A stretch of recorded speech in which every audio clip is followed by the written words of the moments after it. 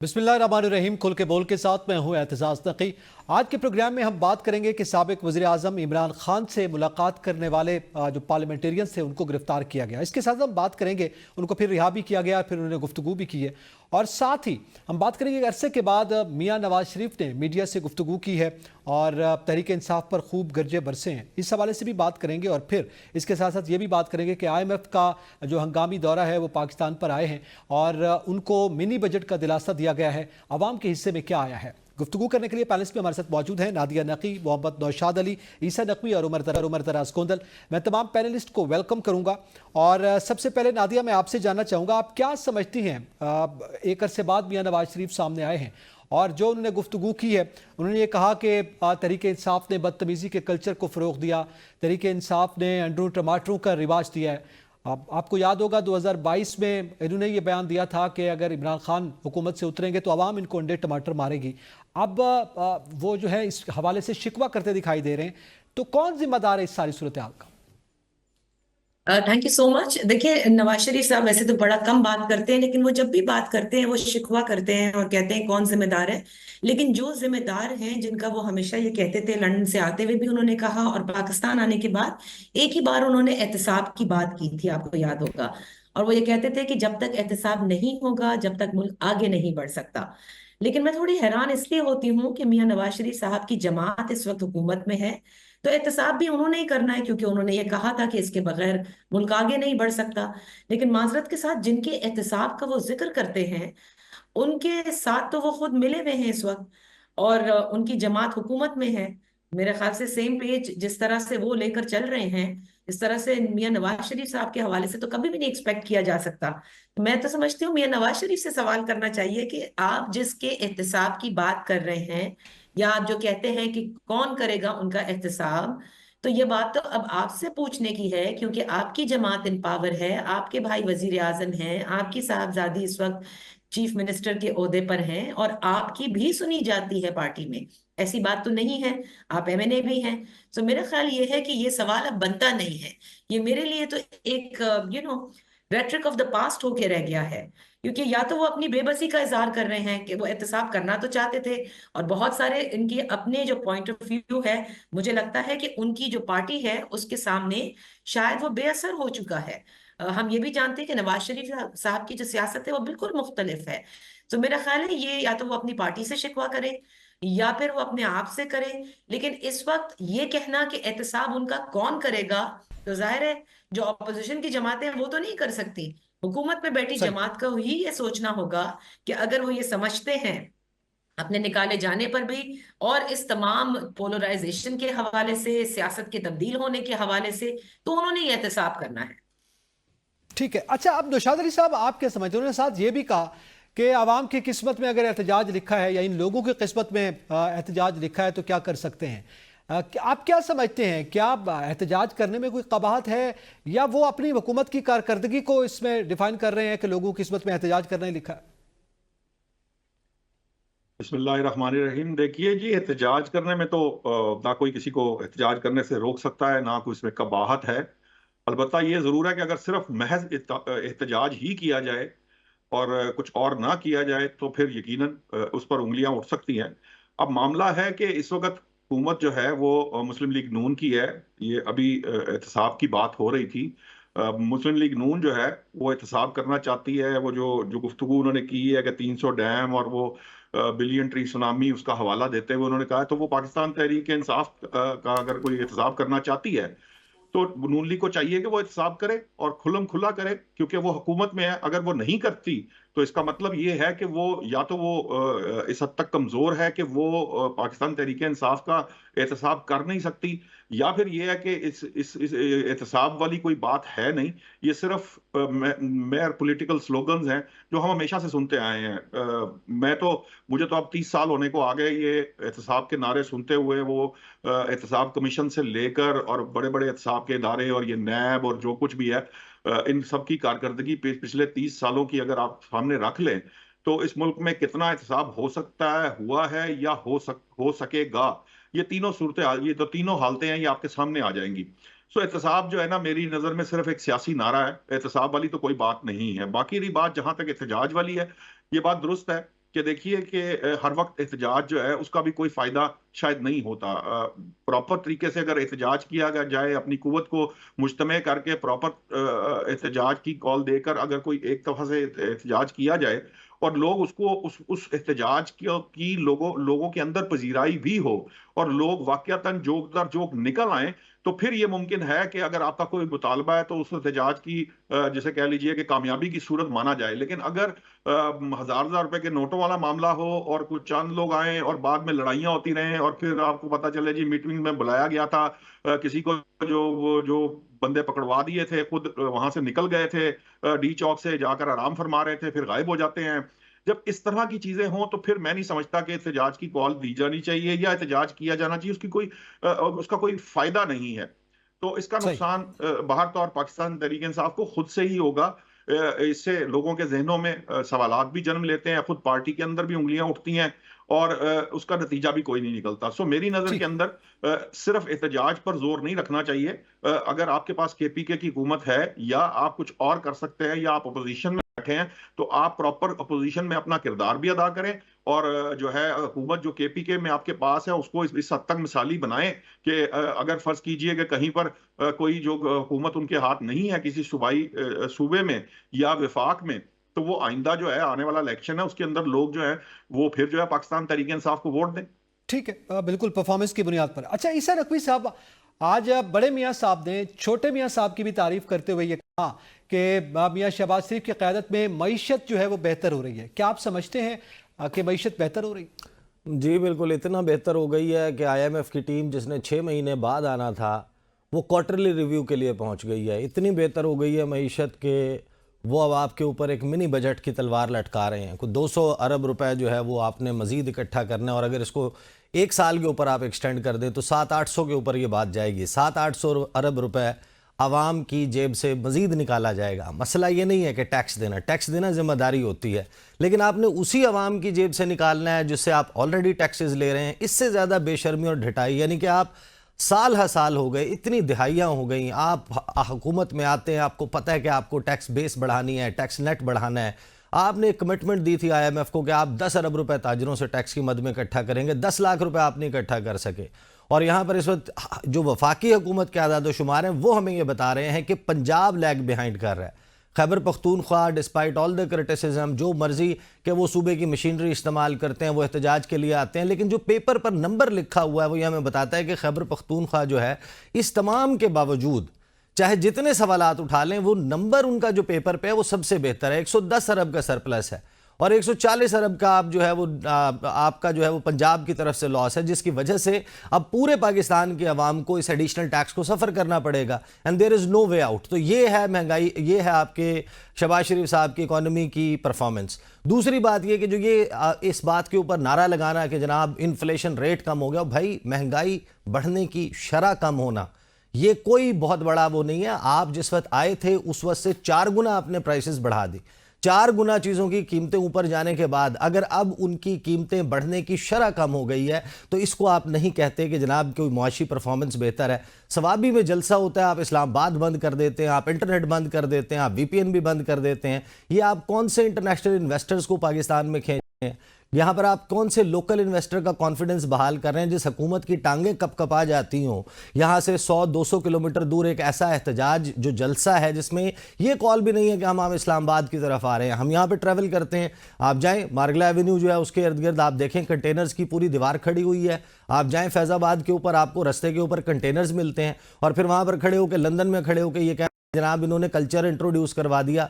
कौन सा कल्चर जो है वो पाकिस्तान तहरीक इंसाफ ने, यानी कम से कम उस जमात के कायद या सदर को तो ये बात नहीं कहनी चाहिए जिनकी हुकूमत में एक साबिक वज़ीर आज़म के यूरिन सैंपल से आपने दुनिया जहान के नशे निकाले हों। उनको तो नहीं कहना चाहिए जिन्होंने उठाकर एक साबिक वज़ीर आज़म की अहलिया के साबिक शौहर से प्रेस कॉन्फ्रेंसें करवाई हों। मतलब कौन से कल्चर इंट्रोड्यूस करने की बात कर रहे हैं? हमारे यहाँ सारी सियासी लीडरशिप ये सब कुछ करती है बशमूल PTI। नारे उनके स्टेज से भी अच्छे नहीं लगते, लेकिन ये बात आप करते हुए तब अच्छे लगते हैं जब आपका अपना स्टेज जो है वो सियासी गाली के लिए इस्तेमाल ना होता हो। आपकी प्रेस कॉन्फ्रेंसेस से लेके आपके जलसों में तकारीर से लेके और तो और, यानी कि आप जब ये कहते हैं अब ख़वातीन के हवाले से भी 90s की सियासत हमारे सामने है, उसके बाद की भी। तो किसी एक जमात को, मेरा ख्याल है कि देखें इस सारे मामले में जो मियाँ साहब बात कर रहे हैं कि जनाब फलां फलां जमात और ये कल्चर इंट्रोड्यूस करवा दी और फिर लोगों को कीड़े मकोड़े समझना कि अब आपकी किस्मत में एहतजाज लिखा हुआ, जाहिर है जब कोई हल्का एन 130 से वाजे जो फॉर्म 45 हम देखते हैं, या तो आप उठाकर आप अपने सारे फॉर्म 45 लोगों के मुंह पे मारें। आप 70,000 से जिस वक्त इलेक्शन हार के उसके बाद आप बैठे रहेंगे, जो ट्रिब्यूनल है उसकी कार्रवाई नहीं बढ़ने देंगे, कानून नया बना देंगे, ट्रिब्यूनल चेंज कर देंगे, ये सब कुछ नहीं होने देंगे, फिर लोगों ने तो एहतजाज ही करना है। और फिर आप कहेंगे आपकी किस्मत में एहतजाज इसीलिए लिखा हुआ है कि कुछ लोग अपनी शिकस्त खा जाने के बावजूद या तो वो लोगों को सेटिस्फाई कर देना, हमें भी ताकि मौक़िफ़ मिले, हम बात करेंगे। देखें जनाब, वो तहरीक इंसाफ वाले कागजात का पलंदा लेकर हमारे साथ टॉक शोज़ में बैठते हैं, तो ये देखें जनाब उन्होंने ट्रांसपेरेंसी का तकाजा सामने रखते हुए आके अपने फॉर्म 45 भी दिखा दिए। तो जब आपकी साख है वो भी सामने ले करेंगे। ठीक, इसी तरीके से शफाफियत का जो है पहलू वो सामने आ जाएगा। अच्छा, अब उमर दराज गुंजल साहब अब सिर्फ ये नहीं बल्कि उन्होंने ये भी कहा, मियां नवाज शरीफ साहब ने, ज़ाहिर है बड़े अरसे बाद बोले हैं तो उनके बयानात जो सामने आए कि भारत के साथ ताल्लुकात बेहतर करने चाहिए। अच्छा, उससे पहले आपको पता है स्मॉग के हवाले से डिप्लोमेसी की बात मरियम नवाज वज़ीर आला पंजाब भी कर चुकी हैं। आप क्या समझते हैं, कुछ अर्सा कबल ही की बात है जब अली अमीन गंडापुर जो कि वज़ीर आला KP के हैं, वो अफगानिस्तान से ताल्लुकात की बात कर रहे थे तो उस पर बड़ा शोर मचाया गया था। क्या ये दोहरा मेयार है? देखिए, इस पर हम पहले भी बात कर चुके हैं। 18वीं तरमीम के बाद अब सूबे डायरेक्टली बाहर मुआहदे भी कर सकते हैं, वो बात भी इनिशिएट कर सकते हैं। हमें बताया गया था कि वो खत गालिबन ये हफ्ता या 2 हफ्ता पहले की बात है, ये उन्होंने सैटरडे को बात की थी, हमें बताया गया था मंडे को चला जाएगा। बाद में वेरीफाई नहीं किया गया क्योंकि हमने कहा था कि जब ये खत हो तो क्या शेयर करेंगे कि नहीं शेयर करेंगे। लेकिन असल बात ये है कि गंडापुर साहब बात करना चाहते हैं अफगानिस्तान, इसमें कोई कबाहत नहीं है। लेकिन अगर मरियम नवाज भी बात करना चाहती है, इसमें भी कोई कबाहत नहीं है, ये कोई इशू नहीं है, एक नॉन इशू है। कोई इससे कोई अलग रियासत खुदा न खास्ता कायम नहीं हो रही, पाकिस्तान की फेडरेशन को या खुद मुख्तारी के ऊपर कोई आंच नहीं आ रही, ये वो इशू नहीं है। अब ये सब फरमा रहे थे कि मैंने उनकी गुफ्तगू सुनी है और जिसमें उन्होंने फरमाया कि चंद सालों में इसके ऊपर काबू पा लेंगे। असल बात ये नहीं है कि चंद सालों में काबू पा लेंगे। पिछले चंद सालों में आप ही पंजाब के अंदर हुकूमत थी, अगर 5 साल तहरीक इंसाफ के निकाल दें तो 5 सालों में तो कम से कम ये नहीं हुआ ना कि आप ये कहें कि ये स्मोक इस लेवल पे चली गई है। ये पिछले कई सालों का गंद है जो आप सबके ऊपर हमारे ऊपर आके पड़ रहा है। तो पहले तो जवाब ये देना कि ये स्मोक वाला इशू आया कैसे, हमने इसको क्यों नहीं किया, हमने अर्बनाइजेशन को कितना ज्यादा अनप्लान्ड अर्बनाइजेशन जो है, हर आदमी मेरे समय जो है, मेरा ताल्लुक लाहौर से नहीं है लेकिन हम उठे और लाहौर आ गए और बहुत सारे हमारे दोस्त आ गए, कोई तालीम के लिए आया, कोई किसी इलाज मुआवजे के लिए आया और लाहौर में सेटल हो गए, बाहर वापस नहीं जाना चाहते। लाहौर की आप जरा देखें अतराफ में किस तरीका आप पिछले कुछ चंद जो इनके प्लान्स थे जिनको मास्टर प्लान कहते हैं, आप देखें कितने ग्रीन एरियाज थे जो आपने उसको कन्वर्ट कर दिया है अब सोसाइटीज के अंदर। ये सारे का सारा है। आइंदा चंद सालों में भी, क्योंकि हम संजीदा नहीं है, मैं आपको एक मिसाल देता हूँ, आपने स्कूल्स बंद कर दिए, आप कर दें, आपने कहा जी 8 बजे मार्केटें बंद कर देंगे, भाई हमें बताया जा रहा है कि 83% ट्रांसपोर्ट है। आप हमें ग्राउंड पे बताएं कि आपने पब्लिक ट्रांसपोर्ट को कितना ज्यादा इफेक्टिव किया है या उसको चालू किया है जिसमें आप और मैं गाड़ी घर छोड़ें और हमने अगर ऑफिस जाना है, किसी दोस्त से मिलने जाना है, किसी मीटिंग जाना है, कहीं भी जाना है तो हम पब्लिक ट्रांसपोर्ट को प्रेफर करें। हम जीरो इकदाम कर रहे हैं। आप ऑप्टिक्स बड़े इंपॉर्टेंट होते हैं। आपकी मिनिस्टर जिनेवा में थी, लंदन में थी, जहां पे भी थी। देखिए निजी दौरा आपका इंपॉर्टेंट होगा, मैं उस पर कमेंट नहीं देना चाहता, लेकिन उससे ज्यादा आपका ग्राउंड पे होना जरूरी है। आप जिम्मेदारी नहीं अदा कर सकते, किसी और को दे दीजिए। और फिर अगली बात जो हम सब कर रहे थे एहतजाज वाली, ये क्या मसला है? हम जब हुकूमतों में आ जाते हैं हम इतने नाजुक मिजाज हो जाते हैं कि हर चीज हमें लगता है कोई एहतजाज करे, कोई आवाज बुलंद करे तो हमारी हुकूमत गिर रही है, हमारे खिलाफ साजिश हो रही है। क्या इमरान खान के दौर में मौलाना फजलुर रहमान साहब ने धरना नहीं दिया? क्या मुस्लिम लीग नून ने, हमजा शहबाज शरीफ ने, मरियम नवाज ने महंगाई मार्च नहीं किया? क्या बिलावल साहब जो है वो सिंध से शुरू होकर इस्लामाबाद नहीं आए? क्या पूरी PDM ने लाहौर, गुजरावाला, मुल्तान, नाम लेते जाएं, कहां कहां जलसे नहीं किए? ये रवैये ना अपनाएं। इस मुल्क के अंदर पहले ही एक घुटन लोगों को महसूस हो रही है जो कुछ आप इकदामात कर रहे हैं। और ये वही बात है जो एक बार बिलावल ने की थी, मैं भी वही बात दोहराना चाहता हूं कि आप लोगों को मार भी रहे हैं, आप कहते हैं लोग रोए भी ना, कम से कम ये ना करें। कल को आपको अपोजिशन में आना है, ये हमेशा गवर्नमेंट्स एक नहीं रहती। और मैं एक और जुमला कह देता हूं, गवर्नमेंट्स को छोड़ के पाकिस्तान में ना हालात एक जैसे रहते हैं ना पेज सेम रहता है। ये एक थोड़ा सा साइकिल है। हर हुकूमत को, हर वजीर आजम को, हर इत्तेहाद को यही लगता है कि हर चीज कंट्रोल में है, ये 10 साल हमारा प्लान है, 15 साल प्लान है, ऐसा होता नहीं है। और अच्छा, रही ठीक बात है। ग्राउंड के ऊपर, पब्लिक पल्स सबको पता है, मुस्लिम लीग नून को भी पता है, और वो तमाम हदें इसीलिए पार कर रहे हैं, वो बॉदर नहीं कर रहे लोगों को। अब उन्हें एहतजाज भी बुरा लगता है, लेकिन कल ठीक को है, इसी जब वजह से आप शायद वो opposition में एहतजाज की जो इस वक्त जी ये जो इंडिया के हवाले से बात की, देखें भारत के साथ ताल्लुकात बिलाशुबा जो है वो बेहतर होने चाहिए, और शायद सिर्फ मियाँ साहब ही कर सकते हैं, क्योंकि जो भारत की डिमांड्स हैं वो मियाँ साहब के अलावा शायद कोई और पूरी नहीं कर सकता। लेकिन भारत से पहले उनको पाकिस्तानियों के साथ ताल्लुकात जो हैं वो बेहतर करने की ज़रूरत है। पठानों को वो बेवकूफ़ कहते हैं, यूथ को वो गुमराह कहते हैं, ओवरसीज़ पाकिस्तानीज़ को वो लाशें दफनाने के लिए पाकिस्तान आने वाले कहते हैं, और सोशल मीडिया पे बैठे हुए हर बंदे को वो गद्दार समझते हैं। तो पहले पाकिस्तानियों के साथ ताल्लुकात बेहतर करें, फिर भारत की तरफ कदम बढ़ाएं। सही, और उनसे तो शिकवा ही जो है वो मुसलसल हमें दिखाई देता है। अच्छा नादिया, आप क्या समझती हैं आज जिस तरह से इमरान खान से मुलाकात के लिए जाने वाले पार्लियामेंटेरियंस वहाँ पे पहुँचे, मुलाकात हुई, ज़ाहिर है ये एक अदालती हुक्म था, और उसके बाद फिर गिरफ्तारी हुई, फिर रिहाई हुई, फिर उमर अयूब साहब ने और दीगर पार्लियामेंटेरियन के हमरा प्रेस कॉन्फ्रेंस की, तो उन्होंने कहा जब हमने पुलिस वालों को कहा कि हमें क्यों घसीट रहे हो या आप गैर कानूनी काम कर रहे हैं, तो उन्होंने कहा मजबूर हैं। तो ये सवाल भी उन्होंने उठाया तो कि अब क्या हर सवाल का जवाब यही है कि हम मजबूर हैं? सही, देखिए मेरे ख्याल से जो आज हुआ है ना, ये एक तरह का रिएक्शन दिया है, एक तरह का ट्रेलर दिखाया गया है तहरीक इंसाफ को। क्योंकि आपको याद होगा स्वाबी जलसे से पहले उन्होंने ये कहना शुरू कर दिया था कि ये जो हमारा जलसा है ये बड़ा डिसाइसिव होगा, और इसके बाद इसमें जो ऐलानात होंगे वो एक फाइनल, जिसे कहते हैं नेल इन द कॉफन साबित होगा। यानी कि एक ऐसी तहरीक हम चलाने को है कि जिसके बाद इमरान खान साहब की रिहाई भी मुमकिन होगी और हम अपने मकसद में कामयाब होंगे। फिर स्वाबी जलसा होता है और उसमें कोई ऐलान नहीं होता, उस पर भी बड़ी लेदे होती है और कहा जाता है, लोग मायूस होते हैं, सपोर्टर्स मायूस होते हैं। लेकिन गुज़िश्ता रोज से, यानी स्वाबी जलसे के बाद आपने देखा अली मोहम्मद खान साहब ने भी ये कहा कि बहुत जल्द बानी तहरीक इंसाफ एहतजाज की कॉल देंगे, और वो इसी माह होगी जैसे कि अली अमीन गंडापुर साहब ने स्वाबी जलसे में कहा था। और फिर आपने मुख्तलिफ औकात में जो बयान सुने होंगे कि जिसमें हम बिल्कुल रिहा करवा के रहेंगे इमरान खान साहब को, हम वहां से जाएंगे नहीं, अब ये हमारे लिए ये एक आखिरी तहरीक है और ये साबित होगी कहीं। अली अमीन गंडापुर साहब ने ये भी कहा था कि सब तैयारी पकड़ लें, घर से कपड़े लेकर आए, कफन बांध लें, this is the final call. तो मेरा ख्याल है कि, और क्योंकि तहरीक इंसाफ के जो दीगर रहनुमा हैं उनसे भी बात हुई, और हुकूमत भी बहुत अच्छी तरह इनका प्लान ये जानती है कि अब अगर ये तहरीक कॉल देंगे, जब मोबिलाइज करेंगे लोगों को, तो फिर इन्होंने वापस नहीं जाना। ये उस तरह की शायद ना हो जिस तरह डी चौक आकर छू कर चले गए हों, बल्कि अब इन्होंने एक फाइनल कॉल देनी है। तो मेरा ख्याल है हुकूमत ने ये कहकर, ये जिस तरह से आज उन लोगों को बंद किया, बंद करके फिर 1-1.5 घंटे के बाद रिहा किया, ये बताने की कोशिश की है कि फिर तो क्रैकडाउन होगा।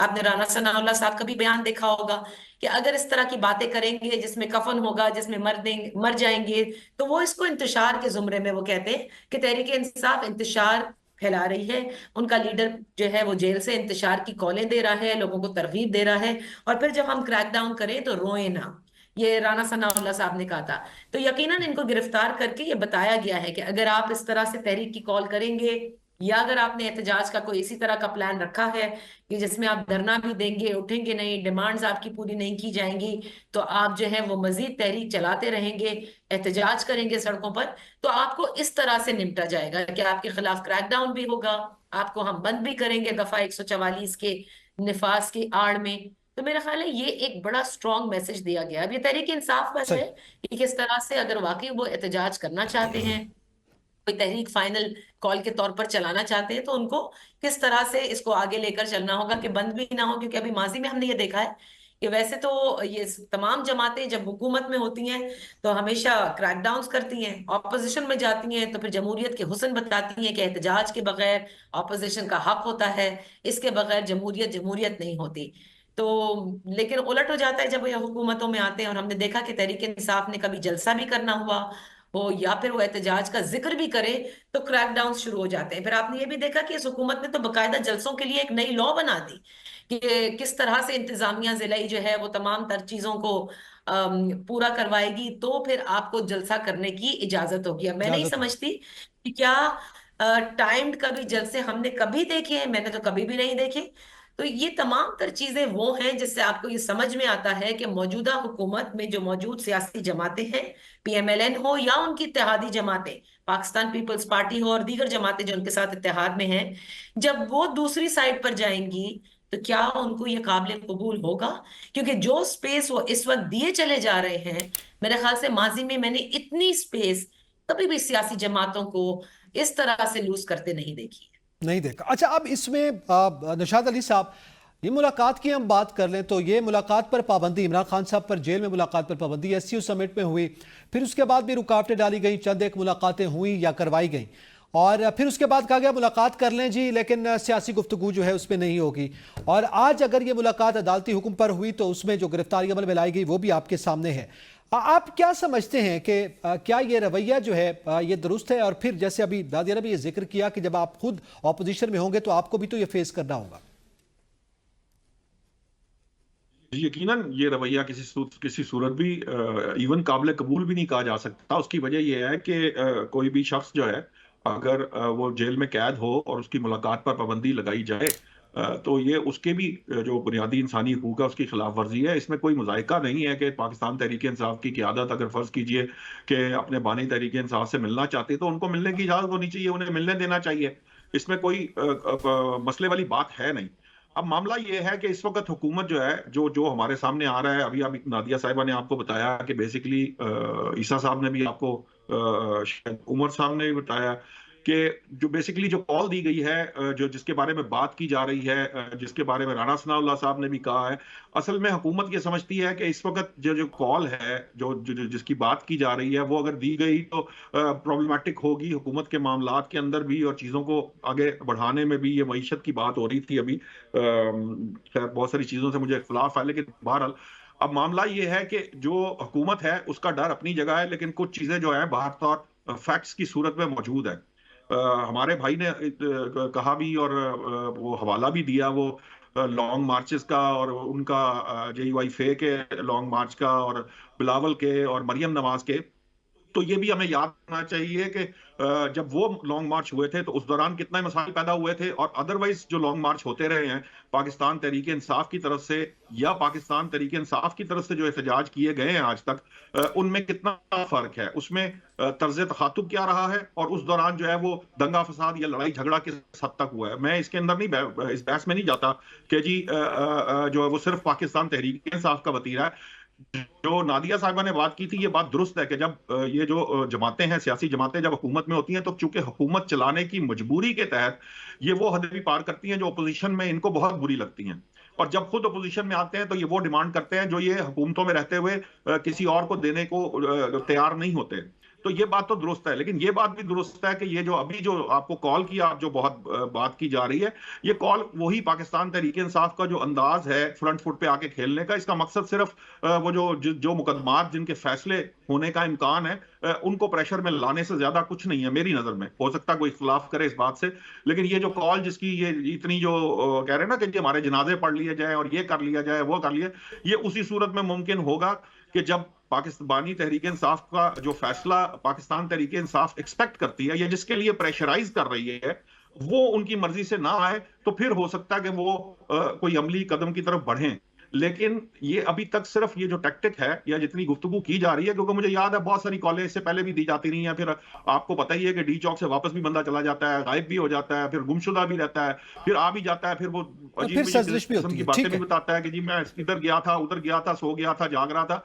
सो मकसद कहने का ये है कि मैं आपको अभी से बता देता हूं कि ये जो कॉल की बात की जा रही है, इसका मकसद सिर्फ और सिर्फ अदालतों को प्रेशराइज करना है और एस्टैब्लिशमेंट को ये मैसेज देना है कि अगर हमारे बानी तहरीक इंसाफ के खिलाफ फैसला आया तो फिर दमादम मसलूक अंदर होगा। ठीक है। अच्छा, अब जाहिर है ये कहा भी जा रहा है, बाकायदा उनके जो है नारे में भी मौजूद है। ईसा नकवी साहब, आज भी अदालती हुक्म पर यह मुलाकात हुई, इससे पहले भी अदालती हुक्म, अच्छा फिर अदालती हुक्म के बाद मुलाकातें भी होती हैं, गिरफ्तारियां भी हुई, बल्कि कई गिरफ्तारियों से रोका गया, फिर गिरफ्तारियां हुई, मुसलसल एक जो है वो हम देख रहे हैं कि तौहीन अदालत के मुर्तकिब हुए, फिर उसमें बुलावा भी आ जाता है, इंतज़ामिया को बुलाया जाता है अदालत की जानिब से, और फिर वो मामला जो है वो रफा दफा हो जाता है। क्या इस बार भी यही हम प्रैक्टिस देखेंगे? देखिए, पावर के डायनामिक्स तो ऐसे ही होते हैं ना। ये हम टेलीविजन स्क्रीन के ऊपर बैठकर घिसे पिटे जुमले और ये सारी बातें करते रहते हैं। असल में मसला इस वक्त बुनियादी है कि अब स्केल ज़्यादा हो गया। ऐसा नहीं है कि हमारी कोई निज़ाम इंसाफ इमरान खान साहब के दौर में परफेक्ट था, या उससे पहले मियाँ साहब के दौर में, या उससे पहले पीपल्स पार्टी के, या उससे पहले परवेज़ मुशर्रफ के। ये तमाम अदवार में इसी तरह का सिस्टम रहा है। इस मरतबा असल में मामला ये हुआ है कि आपने जिस हरीफ को, जिस फरीक को दबाना था, वो इतना आउटसाइज हो गया, इतना आउट ग्रो कर गया है बाकी अपने पॉलिटिकल ओपोनेंट्स के, उनको दबाने के लिए जो वायलेशंस करनी पड़ रही हैं वो बहुत मैस स्केल पर है, अनप्रेसिडेंटेड नहीं है। असल में सिर्फ उनके इंसिडेंट्स की तादाद बढ़ गई है। अपोजिशन लीडर्स का जेल में जाना, गलत इल्ज़ामात पर जाना, सियासी मुकदमात कायम होना, ये माजी में भी होता रहा है। नून लीग के लोगों के साथ हुआ है, पीपल्स पार्टी के लोगों के साथ हुआ। मसला ये है कि इस मरतबा आपने ये किया कि एक तो बहुत मैस स्केल के ऊपर किया है, दूसरा इसमें नॉर्मल एवरेज पॉलिटिकल वर्कर्स जो हैं वो भी पिसे हैं। फिर उसके बाद जो चादर तारीवारी वाले वाक़यात हैं, ये कम अज़ कम आपको इस तरीके से इतने मैस स्केल के ऊपर तो नहीं। अब मरीम नवाज साहिबा का एक इंसिडेंट, उनके कमरे का, होटल का दरवाज़ा तोड़ा जाना, इस किस्म के वाक़यात हमारे इल्म में हैं, लेकिन उसका इसको जवाज़ बनाकर आज ये जस्टिफाई करना कि हाँ ठीक है, अब आप आम से पॉलिटिकल वर्कर के, जिसका शायद उस तरीके से या उसकी फैमिली का स्टेक्स भी ना हो, वो इतना बड़ा यानी कि इन्वॉल्व भी ना हो इस किस्म के मामलात में, आप वो भी कर लें और जस्टिफिकेशन के तौर पर आप माजी के उन वाक़यात का हवाला दें। तो अदालतों की बात है, अदालतों के फ़ैसले जो हैं वो अगेन वो ना खान साहब के दौर में परफेक्ट थे, ना उससे पहले। मसला ये है कि इस मरतबा तो आपने पूरे के पूरे निज़ाम इंसाफ को, ताकत का जो मरकज़ और महवर है वो हमेशा से ऐसी ऑपरेट करता है, लेकिन इस मरतबा तो ये हुआ है कि अदलिया से फैसला आता है और आपको से पता होता है। यानी हमसे पूछ लेते 12 जुलाई को जब शॉर्ट ऑर्डर सुनाया गया था, तो जिन 2 जज साहिबान का एक मखसूस ऑर्डर था, तो सबको मालूम था कि उनको बड़ा जल्द बहुत अहम रोल मिल जाएगा पाकिस्तान की अदलिया में। मिल भी गया, मेरा ख्याल है परसों पहली समाअत भी हो जाएगी। तो ये तो अब ऐसे गैस वर्क है जो यहाँ पर बैठा हुआ, मेरे पैनल में बैठा हूँ, अब तो लोग बड़े होशियार हो गए हैं, चालाक हो गए हैं, जो सुन रहे हैं वो सब ये गैस कर सकते हैं। यहाँ पर तो बैठा हुआ सहाफ़ी जो गुफ्तगू कर रहा होता है, उसकी गुफ्तगू से आप अंदाज़ा लगा देते हैं कि 3 महीने बाद इसकी कौन सी नौकरी है या किस पोर्टफोलियो के ऊपर मुमकिन पर आ सकता है। इस वक्त हुक्मरानी कर रही है, उसका तो खुद ये कहना है कि हाँ सहाफ़ियों को भी आना चाहिए, और जो जितना यानी कि पार्टिसिपेट करेगा, सपोर्ट करेगा, उसको उस किस्म का नतीजा भी मिल जाएगा। ये तो बड़ा मशहूर ज़माना इंटरव्यू है मरीम नवाज साहिबा का, गालिबन सलीम साफ़ी को दिया था। तो ये तो फिर अब ये सिलसिला चल गया, और यही है जिसमें हम अब जी रहे हैं। हमारे पास दिखाने को, सुनाने को, बताने को यही फिल्म है। ठीक है, हमारे अलावा कुछ नहीं है। और जाहिर है अब इस वक्त तो जो है वो अदालतों के हुक्म पर अमल दरामद का मामला, और फिर जब पूछा जाए तो उसके बावजूद भी अमल दरामद ना होना, ये अब इसकी इंटेंसिटी बढ़ गई है। इस हवाले से मजीद बात करेंगे। नाजरीन, यहाँ पे वक्त हुआ एक ब्रेक का, साथ रहिएगा। Welcome back. जरा मईशत की भी बात कर लें। और IMF जो कर्ज दिया, जिसके बाद ये नारे लगाए गए कि अब मईशत जो है वो बेहतर होगी, बड़ी मेहनत की गई, बड़े नारे लगाए गए, बड़ी इश्तिहारबाजी की गई, बड़े पैसे खर्च किए गए। उमर दराज गोंदल साहब, आप क्या समझते हैं कि हंगामी जो है तौर पर वो IMF का वफ्द का दौरा, और फिर उसके बाद उनको मिनी बजट का कहा गया, और वजह यह है कि टारगेट पूरा नहीं हुआ, क्या हम इस दलदल से निकल भी पाएंगे? देखिए, उसकी वजह यह है कि कंसिस्टेंसी नहीं है। कंसिस्टेंसी से मुराद यह है कि आप कैसे मईशत को ठीक कर सकते हैं। जब मुल्क की मकबूल तरीन सियासी जमात या मुल्क की सबसे बड़ी पार्टी जो इलेक्शन जीत कर आई हो, उनके साथ ये सलूक किया जा रहा हो, और जिस तरह हम पहले जिक्र कर रहे थे कि चले एहतजाज की कॉल ठीक है, नहीं ठीक है, उसने एहतजाज किया था, नहीं किया था, उसके नतायज क्या है। जब इस किस्म की अनसर्टेनिटी हो, तो आपका क्या ख्याल है कि इन्वेस्टमेंट आएगी? अगर इन्वेस्टमेंट नहीं आएगी, यहाँ पे जॉब्स नहीं आएगी, तो आप कैसे समझते हैं कि आप मईशत को ठीक कर लेंगे? अगर आप ये समझते हैं कि IMF से कर्ज लेके पिछले कर्ज लौटाने से आपकी मईशत ठीक हो जाएगी, तो हुजूर ये तो काफी अरसे से आप कर रहे हैं, ये हो नहीं पाएगा। देखिए, फॉरेन इन्वेस्टर जो है उसका आपसे कोई, वो तो आपकी बात के ऊपर यकीन नहीं करेगा, उसके पैमाने बड़े सीधे साधे हैं। कल को कोई तनाजा हो गया तो वो कहाँ जाएगा? क्या अदालतें उसको इंसाफ देंगी? जुडिशल सिस्टम आपके पास है। क्या आपका सिस्टम जो है मौजूदा, जो हम रोजाना सुनते हैं, हर हुक्मरान आता है वो हमें वन विंडो की बात करता है, वन विंडो ऑपरेशन होगा। जिस मुल्क के अंदर आप इंटरनेट को ठीक ना कर सकते हो, आप समझते हैं कि वहां पे टेक्नोलॉजी का हब बनेगा? आप समझते हैं कि वो यकीन करेगा आपका?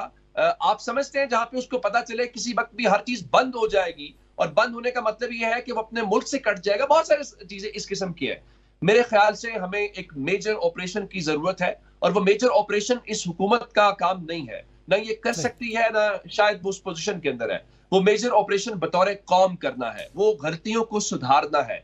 हम बहुत सारी गलतियां माजी की क्या सुधारेंगे, हम मजीद ब्लंडर्स कर रहे हैं। आप जो कर रहे हैं ये माजी में आप करते आए, इस नहज पे पहुंचे हैं। आज जो कर रहे हैं इससे मजीद गहरी खाई में हम जा गिरेंगे। तो मेरे ख्याल से हमारे जो लोग हैं उनको समझना चाहिए, उनको बैठना चाहिए। हमें सोचने की बात है कि जो ममालिक हमसे छोटे थे, या इवन बांग्लादेश की मिसाल ले लीजिए, आखिर क्या वजह है कि वो हमसे आगे गए। देखिए, आपको इंटरनल इस्तेहकाम लाना है। आप कैसे, ईसा नकवी बैठे हैं चूंकि वो भी फॉरेन रिलेशंस को कवर करते हैं।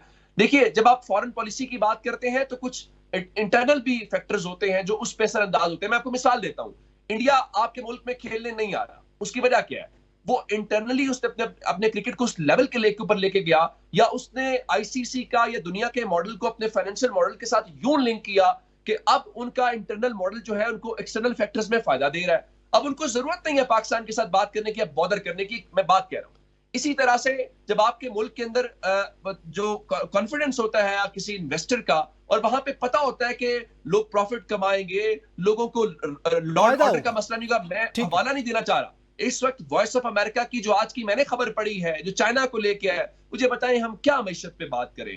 फिर यकीनी तौर पर आपको सियासी इस्तेहकाम भी लाना होगा मुआशी इस्तेहकाम के लिए, और इसके साथ साथ जो सलामती के मामलात हैं, कौमी सलामती के हवाले से उनको भी देखना। अच्छा, अब थोड़ा नादिया नकीब साहब, आप क्या समझती हैं? अवाम तो पहले ही महंगाई की चक्की में है, अब 189 अरब रुपए का शॉर्टफॉल, इसके बाद आप क्या समझती हैं, क्या हम तवक्को कर सकते हैं? उनको कहा जा रहा है जी मिनी बजट लाया जाएगा, फिर से अवाम पर टैक्सेस की एक भरमार होगी, तो क्या ये खुद बजाते खुद जो IMF का जो वफ्द आया उसके लिए भी एक बड़ा धचका था कि ये हदफ पूरा नहीं कर पाए? देखिए, मईशत के हवाले से बड़ी क्लैरिटी है। अभी मेरे जो कॉलीग हैं उन्होंने बिल्कुल सही जिक्र किया, इन्वेस्टमेंट के हवाले से, अनसर्टेनिटी के हवाले से, आपके मुल्क में इंटरनेट ना चलना इसके हवाले से। लेकिन एक चीज है, देखिए इस वक्त जो पाकिस्तान मुस्लिम लीग नून की हुकूमत है, शहबाज शरीफ साहब ऑल इन ऑल है, किसी ने उनको नहीं रोका। ऑपोजिशन ना होने को है ना, आप क्रैकडाउन्स भी करते हैं, फिर दूसरी ऑपोजिशन जो पार्लियामान में मौजूद भी है वो भी उस हद तक की ऑपोजिशन नहीं है, क्योंकि उनका लीडर बंद है, वो भी देख करके बाहर निकलते हैं। So what stops you? आपने जो रिफॉर्म्स करने थे, जिसका वादा किया था कि आपने इकोनॉमिक रिफॉर्म्स लेकर आएंगे, क्यों नहीं लेकर आ रहे? देखिए, बड़ी छोटी सी मिसाल है, ऑप्टिक्स के लिए ही आपने क्या करना था, कम से कम अपने खर्चे तो कम करें। आप बढ़ा देते हैं जजेस की मराद, आप सुप्रीम कोर्ट के जजेस को बढ़ा देते हैं, उसके बाद उनके हाउस अलाउंस बढ़ा देते हैं। आपने जिन मिनिस्ट्रीज का वादा किया था कि आपने डिवॉल्व करनी है 18वीं तरमीम के तहत, जो बिलावल भुट्टो जरदारी साहब अपनी इलेक्शनरिंग कैंपेन में बार बार कहते थे कि 17 ऐसी मिनिस्ट्रीज हैं जिनको डिवॉल्व होना है और वो करके दिखाएंगे, उसका क्या हुआ भाई? वो किस लिए वहां पर इतने बड़े बड़े नेशनल एक्सचेकर के ऊपर बोझ है? फिर एसओईज के बारे में कि स्टेट ओन्ड एंटरप्राइजेस जो कि बिल्कुल एक सफेद हाथी बन गए, कब से हम ये सुन रहे, कितने साल हो गए, चाहे वो इमरान खान साहब की हुकूमत थी, उससे पहले की हुकूमत थी, उससे पहले की हुकूमत थी। लेकिन ज्यादा इस वक्त ओनर्स क्यों शहबाज शरीफ साहब के ऊपर है? क्योंकि वो तो बार बार ये कहते थे कि अभी नहीं तो कभी नहीं, और हम ये करके दिखाएंगे, हम शबाना रोज मेहनत करेंगे। आपसे एक PIA प्राइवेटाइज नहीं हुई, एक केयरटेकर सेटअप मौजूद था जिसके ने बार बार ये कहते नहीं, हमें थकता था निगरान सेटअप, कि हमने तमाम तर काम पूरे कर लिए हैं। हमारी वो लिस्ट भी फाइनल हो गई है कि जिसमें वो स्टेट ओन्ड एंटरप्राइजेस जिन्होंने प्राइवेटाइज होना है, आप वो प्राइवेटाइज नहीं कर रहे। क्या वजह है? इसलिए क्योंकि आप करना नहीं चाहते। सबके पॉलिटिकल गेन्स है। क्या हम नहीं जानते कि PIA के, देखिए ये बड़ी छोटी सी चीज है लेकिन इसके बड़े मायने हैं। हमारे पार्लियामेंटेरियंस क्या फ्री टिकट्स PIA के नहीं लेते? क्या पिक एंड ड्रॉप PIA से नहीं होती? आप क्या उसके अंदर सियासी भर्तियां नहीं करते? जिसका दिल चाहता है वो अपनी पार्टी को, जिसे कहते हैं ना कि उसमें फिट करने के लिए ऐसे इदारे आपको चाहिए। क्या स्टील मिल प्राइवेटाइज नहीं हो सकता था अब तक? क्या डिस्कोर्स प्राइवेटाइज होने के लिए हम सुनते आ रहे हैं वो नहीं हो सकते? आपकी सीरियसनेस किधर है ही नहीं। मतलब आपका किचन कैबिनेट जिसे कहते हैं उसका साइज देख लीजिए। आप किस तरह की गाड़ियों में घूमते हैं, गरीब मुल्क है, आप बार बार दौड़े आपकी लग रही हैं मुख्तलिफ ममालिक में, आप चाहते हैं इन्वेस्टमेंट यहां पर आ जाए, तो वो क्या ये नहीं देखते होंगे कि अवाम तो गरीब है, उन पे आपने टैक्स डाल दिया, बिजली के बिल जो है वो बेचारे लोग अफोर्ड नहीं करते, गैस आपके यहाँ है नहीं, पावर सेक्टर आपका ब्लीड कर रहा है। आपने जो सैलरीड क्लास है उस पर खुद आप मानते हैं कि आपने जरूरत से ज्यादा बोझ डाल दिया, हर चीज पर, दूध पर, स्टेशनरी पर, हर चीज पर टैक्स लगा दिया। आप इसको सही नहीं कर सकते? कर सकते हैं। आप रिटेलर्स पर टैक्स ले सकते थे। क्या आपको नहीं मालूम कि कौन कौन इस वक्त टैक्स ना दहिंदा है? कोई भी यहां पर आप देख लीजिए, जिसका दिल चाहता है बिजनेस स्टार्ट कर देता है। आप नहीं पकड़ सकते? क्या बात कर रहे हैं? किसी और मुल्क में क्या नहीं पकड़ सकते? आप करना नहीं सर, चाहते। सो मेरे ख्याल से जितना क्रिटिसिज्म इस वक्त पीएमएलएन पर इलेक्शन के हवाले से था, और ऑपोजिशन कह रही है उनको कि जी आप फॉर्म 47 की हुकूमत है, आपने वो टफ फैसले लेने थे, क्योंकि इस वक्त इतनी सेम पेज है कि आप ये कर सकते थे, लेकिन आप नहीं करना चाहते क्योंकि आप अपने पॉलिटिकल कैपिटल को बचाना चाहते हैं, या फिर आपके अपने जो मोटिव्स हैं आप उनको बहुत अच्छी उनको तरह, नहीं कहते हैं ना कि जो पूरा करना मफादात चाहते। हैं उन ठीक है। मफादात को आप बचाना चाहते हैं। वरना आज भी पीएमएलएन ये सब कुछ अगर कर गुजरे, तो अगर इलेक्शन में उसको बुरा कहा गया या फॉर्म 47 कहा जाता है, तो एटलीस्ट उसका नाम मनमोहन सिंह की तरह याद किया जाएगा कि उन्होंने आकर मुआशी इस्तेहकाम लेकर आ गए, मईशत की वो पॉलिसी लेकर आ गए कि जिससे फिर पाकिस्तान के लिए अच्छा हुआ। लेकिन माजरत के ठीक है। साथ, चाहे ये हुकूमत हो या इससे पहले की थी, कोई भी मईशत को सीरियसली नहीं लेता। हम नहीं मईशत लेता, पर भी और सियासत किसी के पास कोई पॉलिसी भी जो है वो एग्जिस्ट नहीं करती। अच्छा, अब इस पे नौशाद अली साहब आप क्या समझते हैं? जाहिर है ये बड़ा पुराना नारा पीएमएलएनआई पीडीएम 1 का दौर हुकूमत था, या उसके बाद अब का दौर हुकूमत है। सियासत नहीं, रियासत बचाने की बात हुई। अब IMF कह रहे हैं अखराजात कम करें, उनसे ये वादा भी किया गया था कि अखराजात कम करेंगे। वो अखराजात आपको लगता है कि कम हुए? क्योंकि अभी तक तो जो हमारे सामने सूरत हाल है, अखराजात कम नहीं हुए और FBR भी अपना हदफ पूरा नहीं कर पा रहा। जी, यकीनन कम नहीं हुए। अगर कम हो चुके होते तो शायद उसको IMF को ये कहने की जरूरत ही ना पड़ती, या ये 189 अरब का शॉर्टफॉल ना होता। आप ये देखिए, अब SCOs की बात हो रही थी, गुज़िश्ता 10 साल में 55 खरब से जायद की जो रकम, 55 खरब, आप यहाँ पे यानी 20 अरब डॉलर के करीब जो रकम है, वह 10 साल में इन SCOs को हम खिला चुके हैं। मैं और आप जो टैक्स देते हैं, उस टैक्स से ये जो जो जो ये जिन जिन इदारों की बात हो रही है, इन इदारों के लोग जो हैं वो तनख्वाहें ले रहे हैं, और वो लोग जो सिफारिशों पे भर्ती हुए हैं, सियासी जमातों ने भर्तियां की हैं, उन्हीं भर्तियों की वजह से ये इस हाल को पहुंच गए ये इदारे, कि आज आपकी हालत ये है कि आप पाकिस्तान इंटरनेशनल एयरलाइंस को जब प्राइवेटाइज करना चाहते हैं तो ऐसी शराइत आयद कर देते हैं जिसके ऊपर कोई सरमायाकार जो है वो सरमायाकारी करने को तैयार ही नहीं होगा। ये बात तो वाजे हो गई ना, सामने आ गई कि जनाब आपने जो 85 अरब की बात की थी, कोई 10 अरब देने से ज्यादा देने को तैयार नहीं है। तो अखराजात ही तो कम नहीं हो रहे सर। अखराजात अगर कम करने शुरू कर दें, और ये जिन मिनिस्ट्रियों की बात हुई हुई है, जिन मिनिस्ट्रियों की बात की गई है, जो अभी सिर्फ कागजों में सुन रहे हैं कि इतनी मिनिस्ट्रियां जो हैं, उसके इतने जो इदारे हैं उसके मातहत काम करने वाले, और उनके अंदर इतनी सब्सिडरीज हैं, इन सब पे काम किया जा रहा है, उनको जो है खत्म किया जाएगा या उनको प्रोविंसेस के हवाले किया जाएगा। ये सब बातें बहरहाल कि कहीं ना कहीं ये कहा जा रहा है कि ये हो रहा है, लेकिन ये अब तक अमली तौर पर हुआ नहीं है, जिसकी वजह से आपको ये 189 अरब के शॉर्टफॉल की आप बात कर रहे हैं।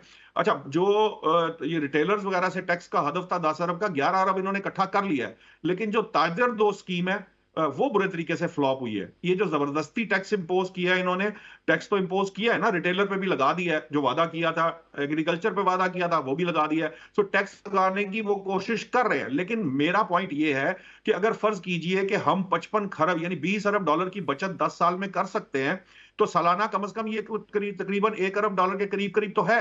तो इतनी ही हमें जरूरत भी पड़ती है, हम IMF की तरफ भी देखते हैं, और इतना ही इससे कहीं कम शॉर्टफॉल की बात हो रही है। तो अगर आप टैक्स नए आयद ना करें और सिर्फ अखराजात कम करें, तो आप जो है वो अवाम के लिए, अवाम भी आपको दुआएं देगी, और जो है वो आपका सिलसिला भी चल निकलेगा। लेकिन मसला क्या है? मसला ये है कि वो जिन अखराजात की बात की जा रही है, वो अखराजात हम इसलिए कम करने को तैयार नहीं होते कि हमें हुकूमतें करने की जो जो हुकूमतों के लिए जो मजे हैं, जो लैंड क्रूजरें हैं और जो गाड़ियों के लड़ाइयां, आपको पता होगा, ये ईसा साहब भी जानते हैं, इस्लामाबाद के अंदर इनको मालूम है कि एक एक गाड़ी के पीछे किस किस तरह की लड़ाइयां होती है। ये मिनिस्टरों के दरमियान, ब्यूरोक्रेट्स के दरमियान और लोगों के दरमियान, कई कई लोग जो है वो कई कई गाड़ियां दबाकर बैठ जाते हैं, उनको उस सीट से हटा दिया जाता है, उस पोर्टफोलियो से हटा दिया जाता है, फिर भी खबरें आती हैं कि जनाब 6 माह गुजर गए, गाड़ी वापस नहीं दे रहे।